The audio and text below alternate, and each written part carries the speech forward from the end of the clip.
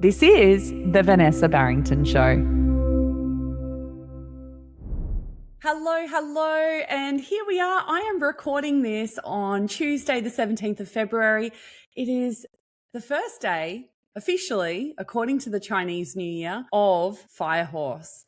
So I hope today's episode is going to get you really fired up in thinking about what is possible for you when it comes to how to monetize your book. Welcome to today's episode, guys. We are diving into the final two revenue buckets that every author should be considering, if not while they're writing their book, then definitely as they're preparing to publish. Without further ado, let's dive in. Hi, I'm Vanessa Barrington, also known as the Book Doula, founder for Healing House Publishing, psychic medium, and a woman on a mission to heal the world through stories. If you're a healer, coach, creative, or expert, I help you turn your story into a published book and a global movement that builds authority, impact, and legacy. This is not a writing podcast. It's a show where I explore voice, truth, spirituality, and what it really takes for you to trust yourself and share your story with the people who most need it. This is the Vanessa Barrington Show. Hello, everyone. Welcome back. Thanks for listening to the Vanessa Barrington Show. And today we are going to be diving into the final revenue buckets you should be considering if you are writing a book. If not while you're writing the book, then definitely in those final stages.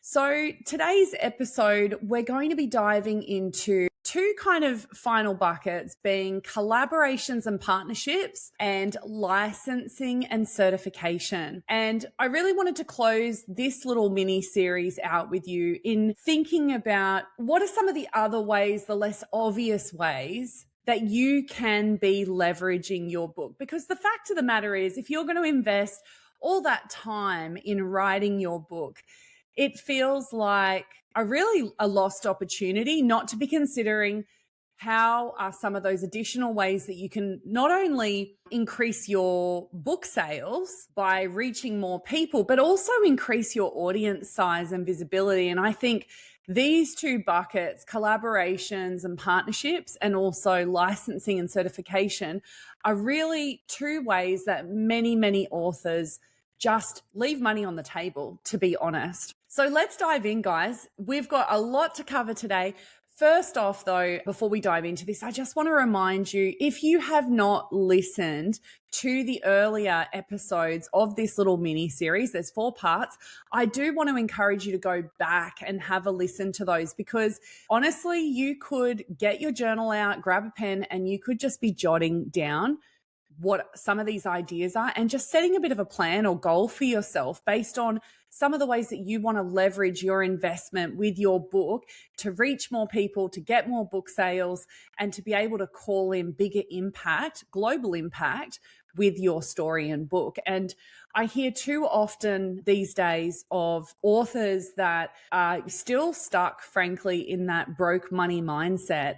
And if that's you, if you feel like you're not seeing in your bank account the kind of abundance that you would like, I am going to invite you to consider that perhaps you are leaving money on the table by not looking at some of these options. And so I know that these may be things that you haven't considered before, but I can guarantee you that there are going to be at least one, if not all 6 of these revenue buckets that you want to consider to be able to generate more income from your writing, from something that you've already done through writing the book. Okay, so let's jump into collabs and partnerships. Now, this is an area that personally for me, I love thinking about. And, you know, some of my most favorite memories in my business, I'm coming up to 10 years now, has really come through the partnerships and the collaborations that I've formed with others. The really cool thing about partnering with other people is it allows your book to travel faster than it would with your own, using your own platforms. And that's really what we're talking about when we're talking about collaborations and partnerships. Collaboration is really borrowed trust, because what you're doing is you're connecting with someone that knows and likes and trusts you and is aligned with you and has the same kind of values as you.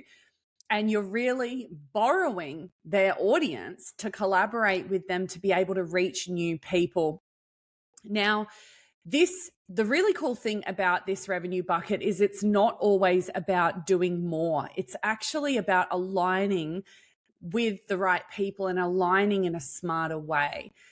So I think that when you're thinking about who would I possibly collaborate or partner with, you want to start with your values and your personal values. And this is something we go into in quite a lot of depth in my book doula program, because what I see time and time again, particularly with first time authors, is when they first start writing out, they don't always know, well, who is my book for? Like oftentimes, especially for my memoir writers, they're usually writing it for themselves. You know, it's kind of a cathartic process. They do want the book to go on and help other people. That's their ultimate dream, but they haven't necessarily thought deeply about who their book is going to be for. And by the time they kind of work through that process with me and in my program, they usually have, if they've done the work, they have a really, really good understanding of exactly who their reader is, what they stand for, what are the brand values that their author personal brand is going to want to reflect out in the market. And therefore, the decision making on who to partner with and who to collaborate with becomes really, really easy. Because when you know your values, when you know who your reader is, you can very easily start to connect with others that have maybe a slightly different niche to you or be in a slightly different area, but have a really strong alignment and very similar values to you. And that is, of course, going to increase your reach, increase your platform size, and increase your ability to get your book in front of more people, as well as your work if there's other things you're doing. So let's talk about some of the types of collaborations that you can look into. So I really wanted to kind of bucket these into 4 key areas within the 5th bucket, just to confuse you a bit. The reason for this is there's a few different types of collaborations that you can have. Okay, so we've got collaborations, we've got affiliate income, one of my favorite things, because like easiest money that you will ever make. We've then got co-authoring and anthologies. We've got podcast and platform swaps. And those are really the kind of key 4 ones that I wanted to talk about. Now, of course, there are so many other ways that you can collaborate and generate more income in partnership. But one of the other things I want to just call out here, and speaking as someone that, you know, connects on a very regular basis with other 6 and 7 figure entrepreneurs and has invested a lot myself in my own personal development and growth and is coming up to 10 years in business. So not my first rodeo. I do want to say, when I mean partnerships, that does not mean necessarily going into partnership with someone in terms of a business, okay? I think especially in today's market, if you're an author, you're a personal brand business, and I would actually not go into partnership if you're running a personal brand business. Now, I know that's controversial to say. That's just my 2 cents. It is just my opinion. You can obviously do whatever you like with that, but I personally wouldn't do that. When we're talking about partnerships, we're talking about some different things here, okay?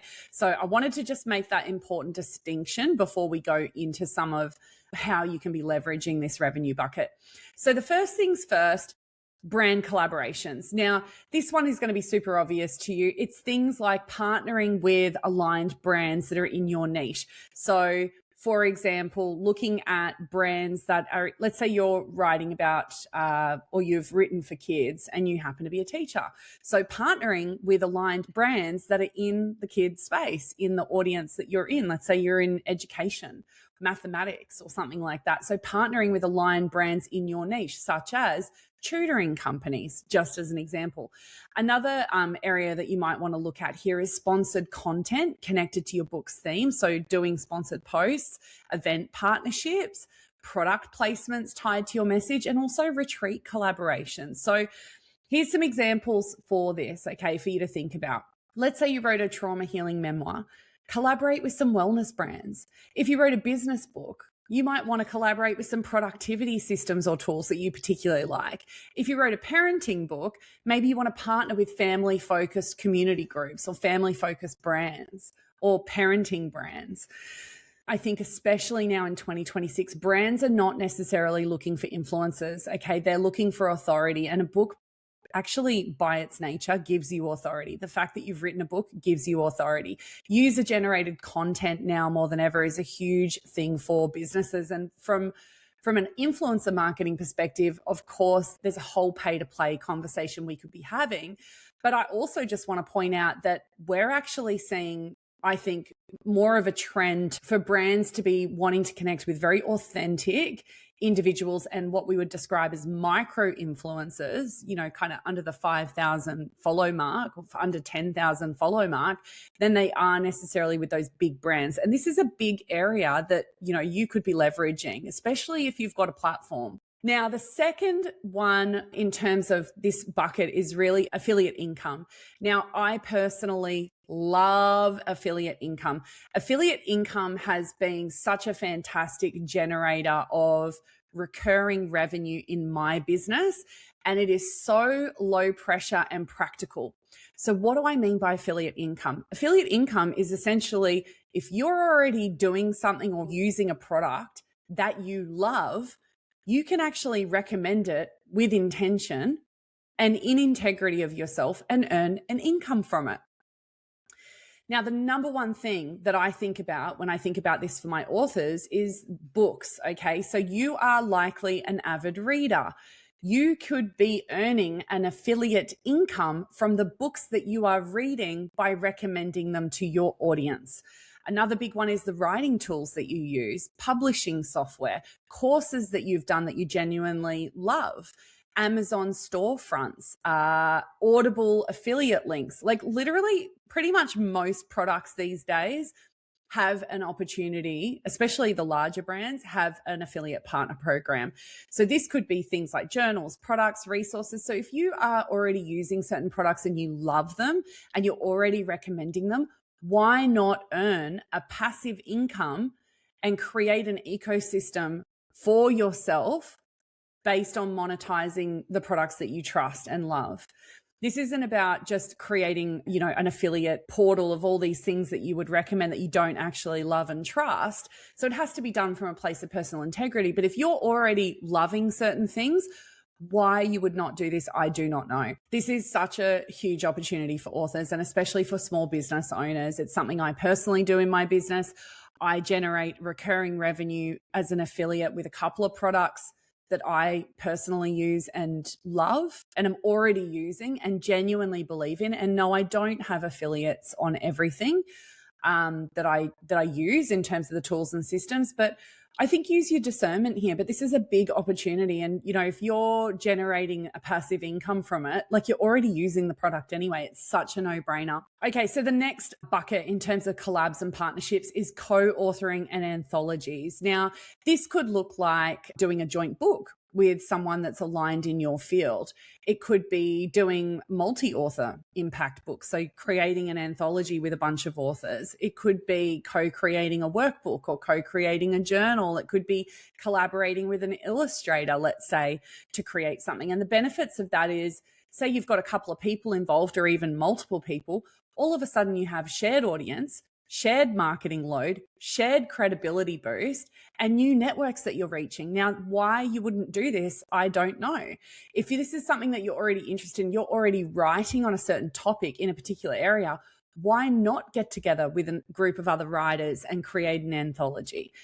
When your name sits beside other voices that are aligned with yours and respected like yours, your brand, your personal brand instantly elevates. And what is that going to do? It's going to generate more impact and it's going to generate more income for you as well. So again, I just think this one is such a no-brainer. Now, the final one may not seem like an instant income return, especially for some of you that might be listening to this and going, okay, well, I've actually small audience right now.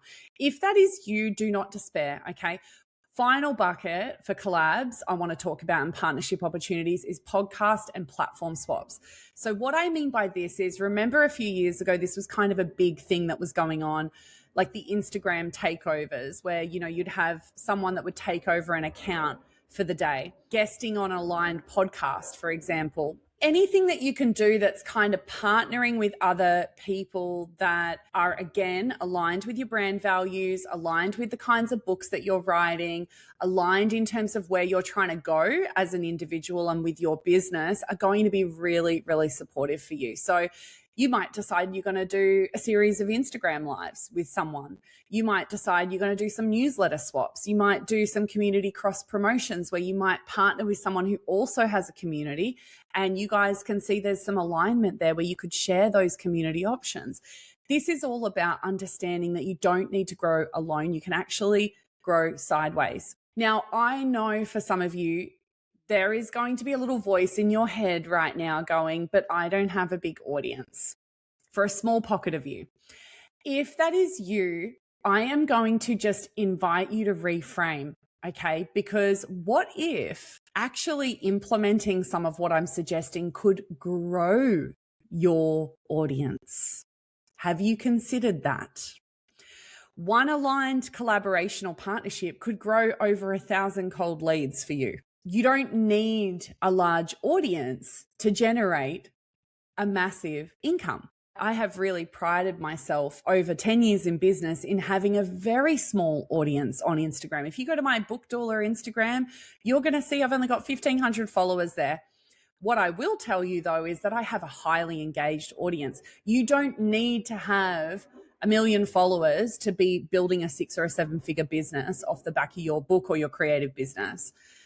So hopefully that gives you some ideas to start thinking about, okay, like there are actually a whole range of possibilities here that I've never considered when it comes to collaborating and partnering with aligned brands just like yours. And, don't you think that if you were to connect with someone that's also trying to grow their audience and trying to reach more people and are in a similar kind of niche or an aligned adjacent niche, they're not going to jump at the opportunity to partner with you? Of course they're going to. It's a massive opportunity. So hopefully that opens up some of those possibilities for you, because I think too often times we can kind of get in our heads and go, oh, well, who's going to want to do that with me? And I don't know anyone that would, that I could do that with or whatever. Like, I encourage you, grab a piece of paper, grab a pen. If you are out on a walk right now, open your notes, start brainstorming and thinking about who are some brands that I already love that I could promote? Who are some people that I already love, follow, like, connect with, would love to partner with? Put yourself out there. It's only by doing that that you're going to start to see what's possible for you. Okay. Bucket number 6, final bucket. This one is such a fun one because it's an area that I think a lot of people go, oh, I just didn't even know that, or hadn't really thought that this could be an area of wealth for me and for income. And the final bucket is licensing and certification. This bucket, when done well, is really where you can elevate into true legacy creation.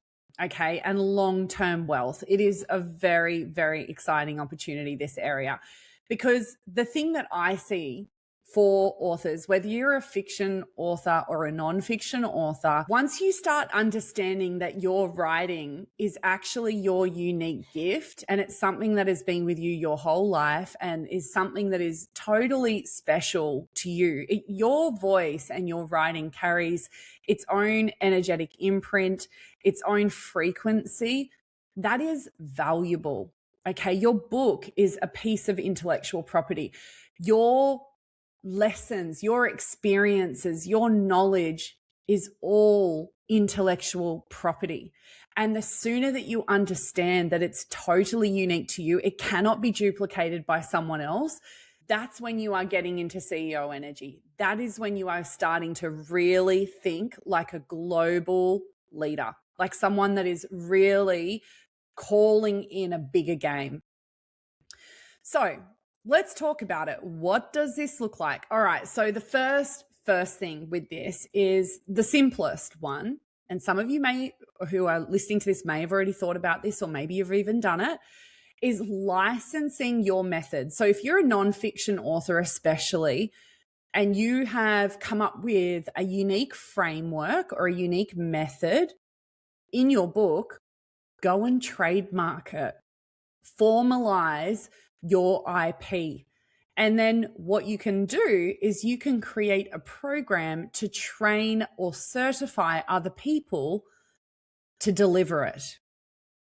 They might pay you a licensing fee, and then you get to expand your impact and income without burnout, because all of a sudden you are training people to teach your method and they are teaching others.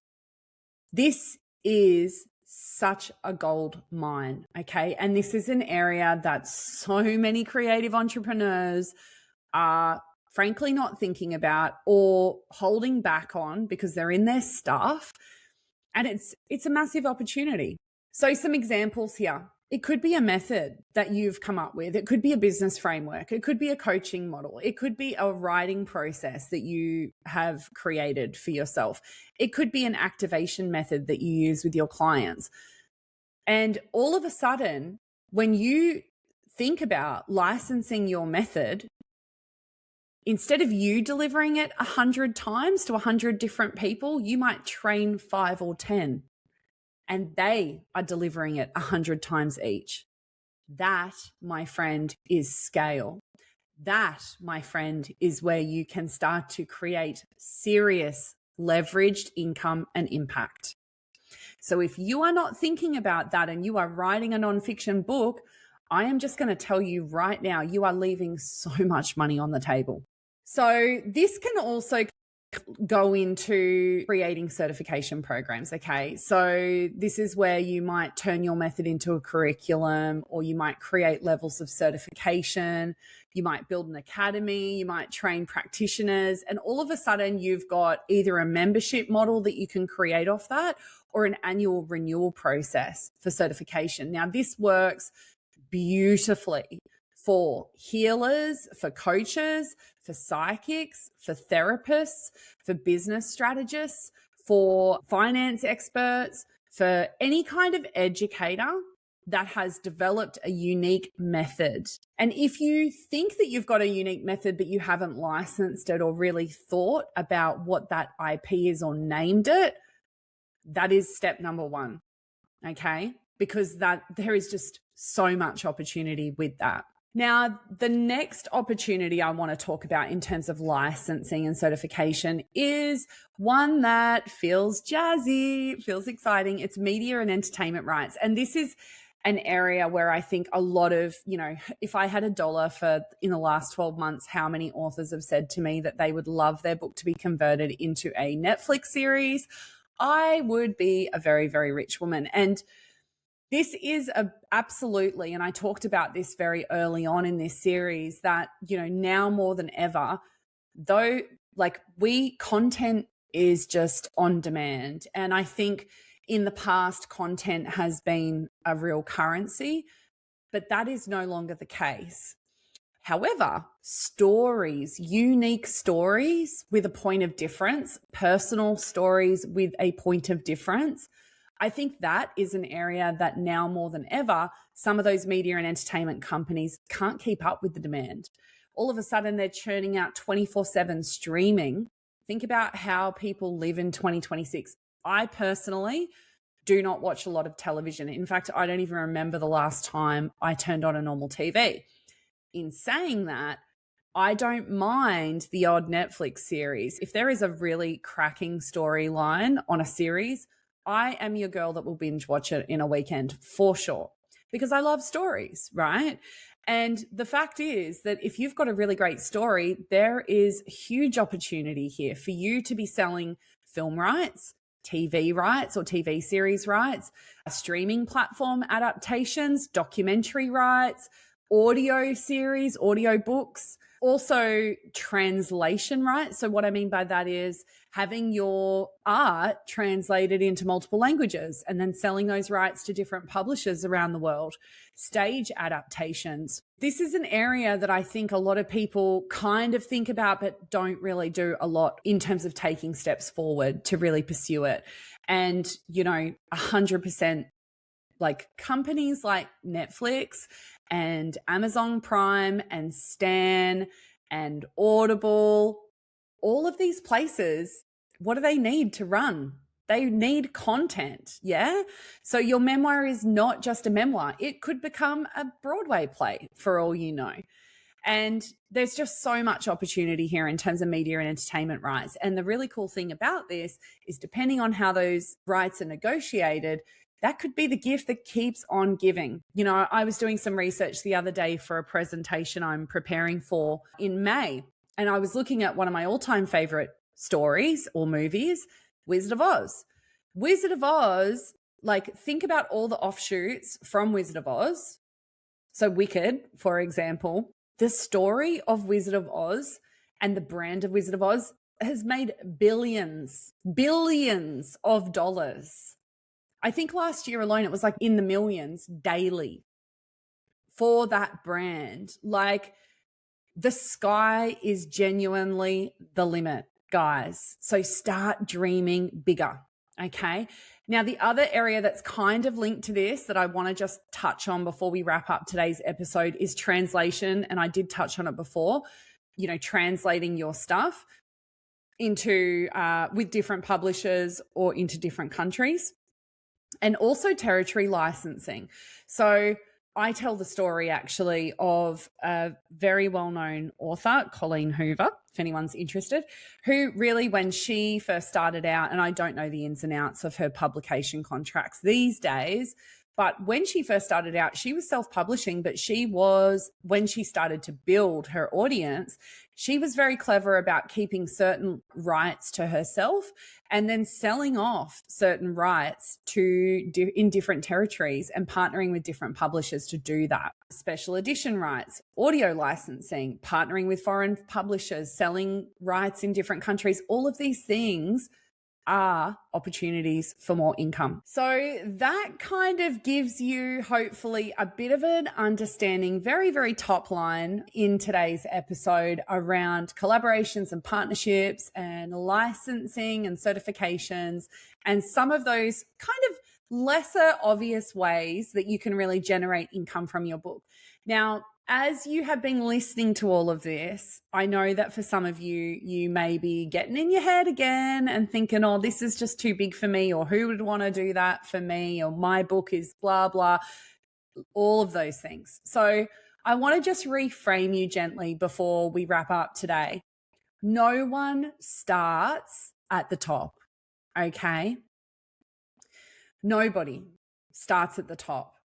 And when you start thinking about your book as a lifetime, it's actually a multi-lifetime, like a in perpetual asset, intangible asset that is unlike a car, as I was saying to someone last week, not going to depreciate over time. It's actually going to appreciate in value. Start thinking long-term. Start playing the long game. Start making the moves now to call in what you want. Because when you start treating your book like the asset that it is, that is when you are going to recognize the incredible abundance and limitless potential of your story.